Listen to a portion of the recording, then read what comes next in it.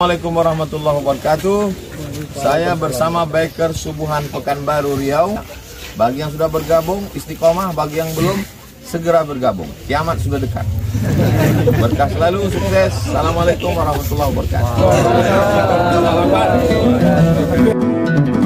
Panjang atau pendekkah ukuran ayat yang dibaca di waktu kita imam ustaz? Panjang dan pendek ini, anak kalian perlu perhatikan. Kalau kita dengan makmum sepakat, semuanya anak muda nih, pengen sholatnya panjang, pengen lama semua, buatlah sepanjang-panjang yang bisa dibuat.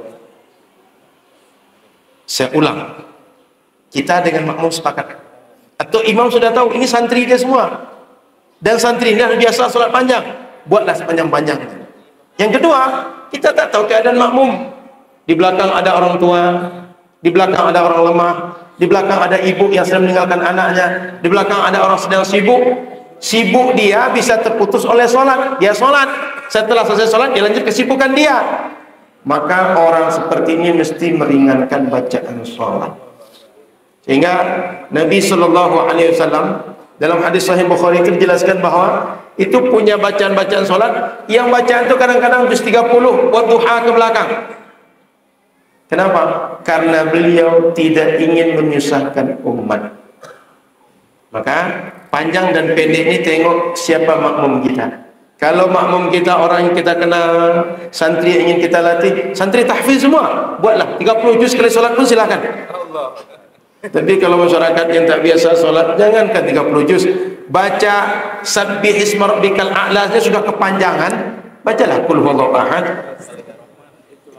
Jadi termasuk ketika sholat, orang ini memang suka surah Ar-Rahman, cuma kalau sholat nggak kuat Ar-Rahman panjang-panjang, jangan baca Ar-Rahman itu. Kalau baca pun Ar-Rahman, baca 10 ayat 20 ayat, tak panjang. Jadi tengok keadaan. Karena saya seorang imam membaca surat Ar-Rahman, betul-betul Ar-Rahman, cuma membaca ayat 15 ayat pertama. Ada salah satu dari makmum bilang ayatnya masih kepanjangan. Ini boleh jadi makmum ini pertama jarang sholat dengan imam ini. Yang kedua boleh jadi imam ini, makmum ini memang tak kuat sholat lama-lama. Karena malas. Karena malasnya, bukan karena bacaan imam kepanjangan. Tapi mungkin pula imamnya ini saking senangnya hati di pagi itu dapat SMS dari rumah, uang bulanan dah dikirim pagi ini nak. Oh, dibantai dia sholat itu 3 jam. Jadi menyesuaikan, jangan dibuat panjang betul, karena jamaah kita beragam. Usahakanlah salat kita itu khusyuk, khusyuk kita khusyuk jamaah, bagus kita bagus jamaah, sama-sama bagus semuanya. Ingat, jangan sampai imam salatnya terbaik, makmum tidak. Apa hukumnya menabung atau jual beli saham syariah Ustaz? Saham dalam bahasa kita itu adalah modal. Sehingga orang nanam saham, nanam modal. Sehingga nanam modal itu boleh. Kita buat sebuah usaha, lalu saya pegang saham, Pak Wandi pegang saham, Bang Alfa pegang saham, Buya Babur pegang saham, Bang Henry pegang saham, boleh, tidak ada masalah. Berserikat dalam saham boleh. Apalagi saham syariah boleh.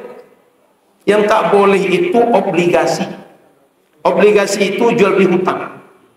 Tapi kalau jual beli saham, kalau seorang yang punya saham, dia tak lagi melanjutkan kepemilikan, dijual pada orang lain, boleh. Jual modal. Sehingga pemodal jadi bertukar. Ketika nanti bagi hasil, bagi dividen, boleh. Tak ada masalah. Boleh jual beli saham. Cuma perlu dipahami Bapak Ibu, kadang-kadang orang kita ini asal jual beli saham yang terbayang oleh dia pasar bursa efek itu. Tak selamanya saham itu bursa efek. Memang bagian daripada saham itu yang dibuat di bursa efek, tapi saham itu lebih luas pada bursa efek. Nih, yang buka-buka kedai ini bisa dia, Ustaz saya ingin buka kedai tapi tak kuat modal sendiri, mau tidak Ustaz tanam saham?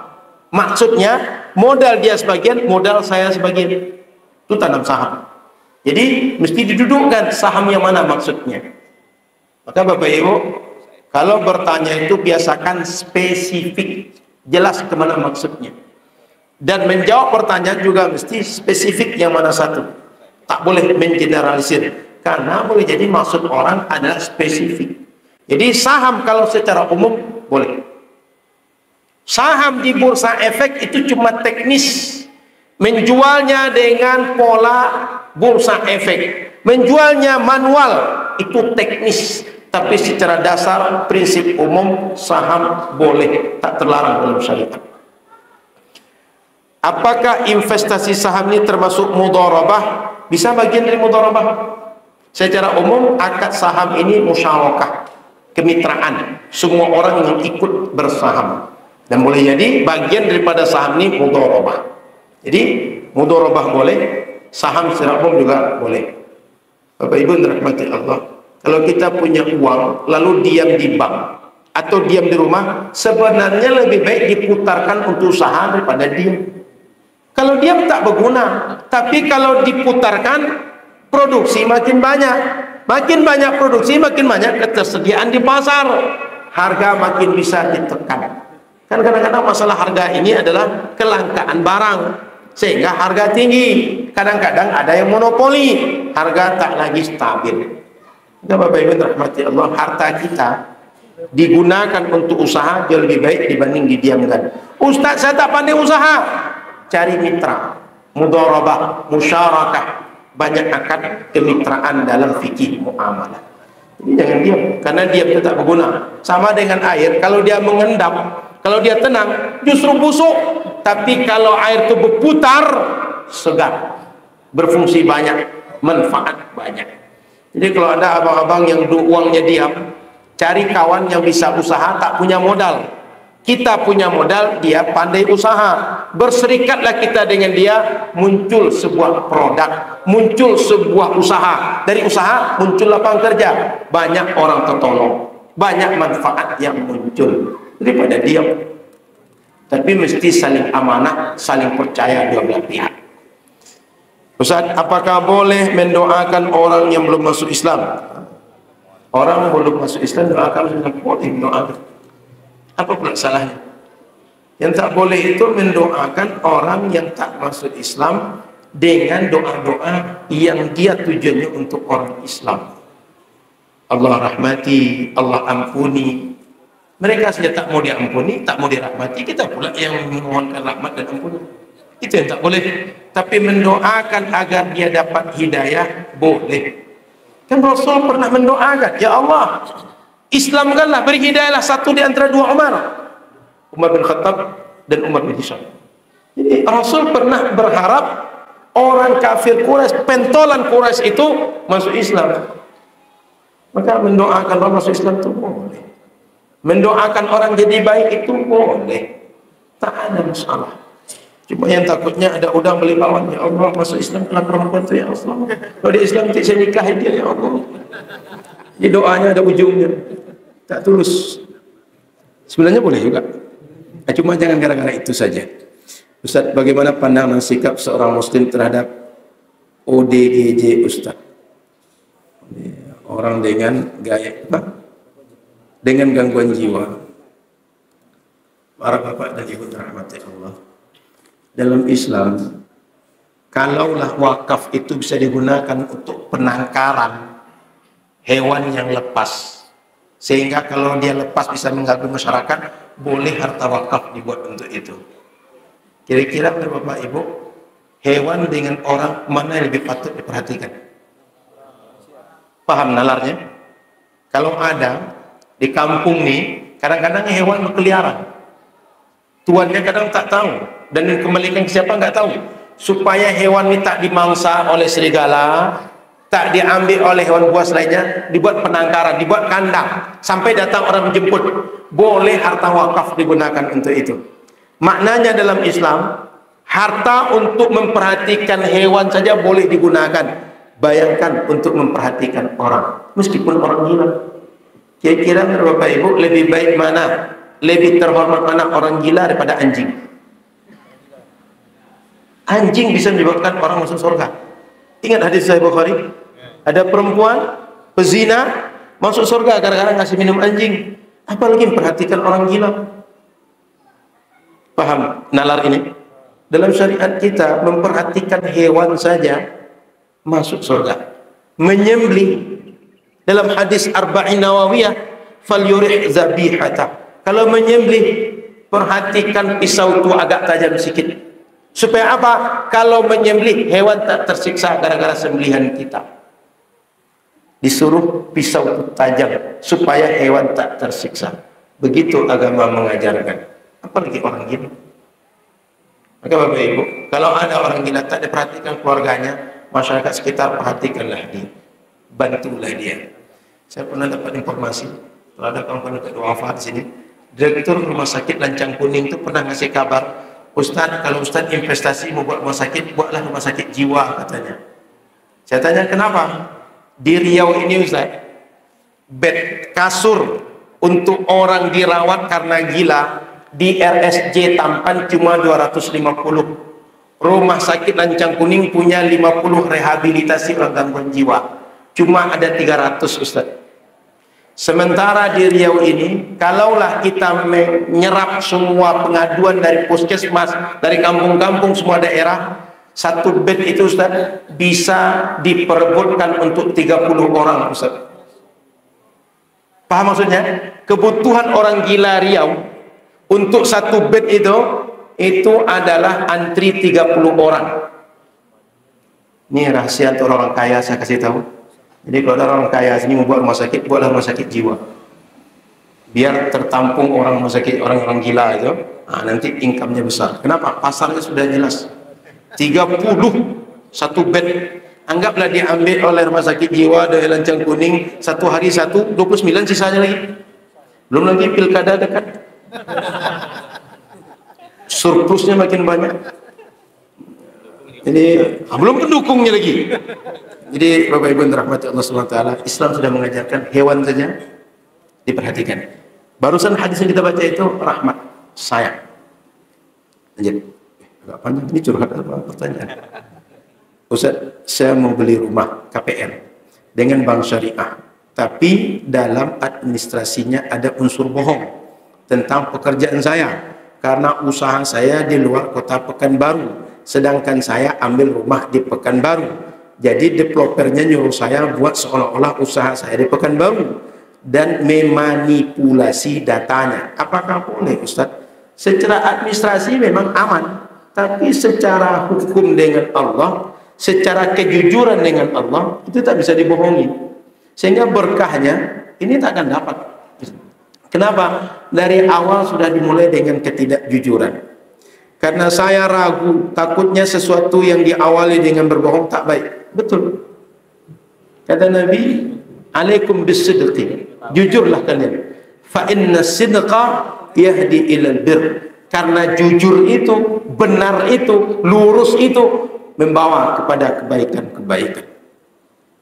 Jadi kalau kita tahu, sebaiknya jangan lakukan.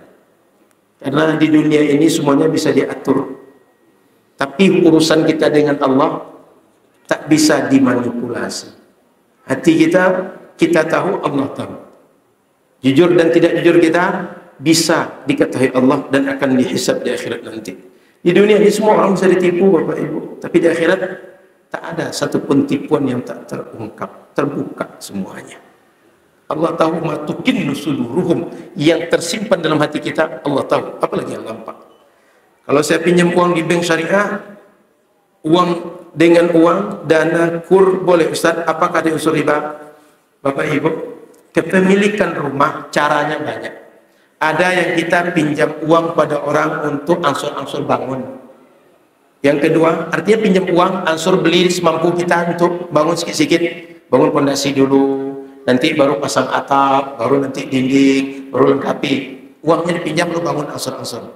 Yang kedua, pinjam uang ke bank untuk bangun total.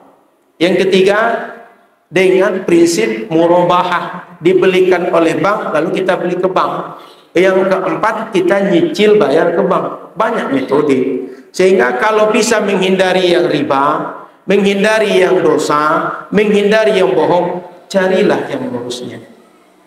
Kalau kita jujur Bapak Ibu, tak mesti punya rumah sendiri baru bisa tidur malam. Betul? Banyak orang sampai sekarang masih kontraktor. Dah 20 tahun menikah masih kontraktor juga. Tidur juga malam itu. 30 tahun menikah kontraktor juga. Tukang kontrak. Rumahnya sewa terus. Dan 5 anak ngontrak juga, tidur juga malam itu. Maka Bapak Ibu rahmati Allah, kalau kita berpikir harus berstandar dengan orang, jangan-jangan hidup ini tak pernah mampu kita lakukan. Kenapa? Tersiksa dengan standar orang. Sementara kita tak mampu. Buatlah dengan kemampuan kita. Tak bisa dengan cara mengambil rumah dari awal seperti tadi, ambillah yang cicilannya, atau cari cara yang lain yang benar menurut syariat. Kan bangsa syariah punya banyak produk, punya banyak cara. Carilah cara yang benar dan kita pun bisa melakukan. Ustaz, kalau kain celana bolong sedikit kena api rokok, posisi di paha misalnya, apakah sah solat? Jadi Bapak Ibu rahmati Allah, kalau nampak kulit kita dari luar karena dia bolong, dianggap kita tak menutup aurat. Jadi auratnya dianggap tertutup bila penutup aurat syaratnya minimal 3. 1, la yasif, tak mensifati, tak ketat. 2, la yakshif, tak terbuka, tertutup semuanya. Yang ketiga, la yashif, 1 tak ketat, 2 tak terbuka, yang ketiga tak transparan, sehingga warna kulit nampak di balik pakaian. Maka dianggap penutup aurat itu benar bila lapang, tebal, dan menutup seluruh aurat. Laki-laki aurat selingkar pusar sampai selingkar lutut, 12 kaki. Maka mesti tertutup semua itu dalam sholat, tak boleh ada yang terbuka. Maka abang-abang yang perokok, bapak-bapak yang perokok, kalaupun merokok, hati-hati bab yang ini. Jangan sampai bolong pakaian bagian aurat. Kalau nampak kulit dari luar, ditengok, nampak, berarti aurat terbuka, tak sah sholat. Syarat sah sholat mesti tutup aurat sepanjang sholat kita. Dari takbir sampai salam, aurat mesti tertutup. Kalau terbuka, tak sah sholat. Masalahnya bukan lubangnya, tapi terbuka auratnya. Termasuk, mohon maaf, pakai kaos yang kadang-kadang ketika sujud dan ruku terangkat baju kaos, terbuka bagian belakang ini. Celana sempit, baju pula singkat, sehingga kalau ruku dan sujud terangkat bagian belakang. Orang yang seperti itu terbuka aurat, tak sah sholatnya. Ibu-ibu hati-hati juga Bu, sebelum sholat usahakan bercermin sehingga masuk semua rambut ke dalam mukena, dan kaki jangan terbuka. Karena dalam mazhab Syafi'i yang boleh terlihat, yang boleh nampak cuma selingkar wajah dan tangan dari pergelangan ke depan, kiri dan kanan. Selain itu mesti tertutup.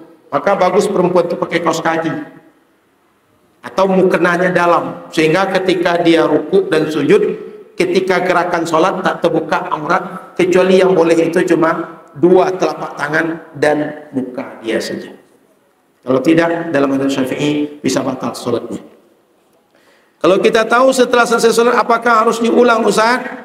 Kalau seandainya tahu, mesti diulang sholat macam ini. Kenapa? Khata' bayyin, salahnya jelas. Salah yang jelas tak dimaafkan, mesti dia ulang. Maka Bapak Ibu rahmati Allah Subhanahu wa taala, fungsi kita berjamaah saling mengingatkan. Kalau nampak imam kita ketika sholat sarungnya bolong, ingatkan, Ustaz jangan jadi imam. Ustaz sarungnya bolong, ganti dulu baru sholat. Sholat Ustaz tidak sah. Jangan sampai makmum tahu imam bersolat tak sah, dia bermakmum juga.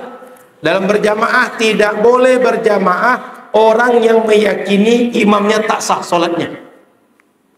Kita nampak imam ini ketika wudhu kakinya tak dibasuh bagian tumit belakang, tak sempurna basuh kaki. Ingatkan dia, jangan dia jadi imam. Tak sah orang, tak boleh orang berjamaah dengan orang yang diyakini imamnya tak sah solat. Karena kita tahu. Maka Bapak Ibu rahmati Allah Subhanahu wa taala, mari kita terus mengaji agar tahu hal-hal yang sepele ini.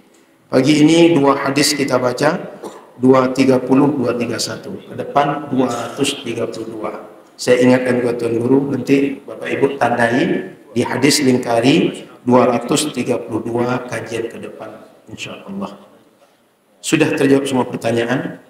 Saya berterima kasih dan mohon maaf setelah ini saya sholat isyraq, mohon izin langsung jalan karena mengantar anak, kebetulan hari ini jadwalnya sekolah di Tenayan Raya pula.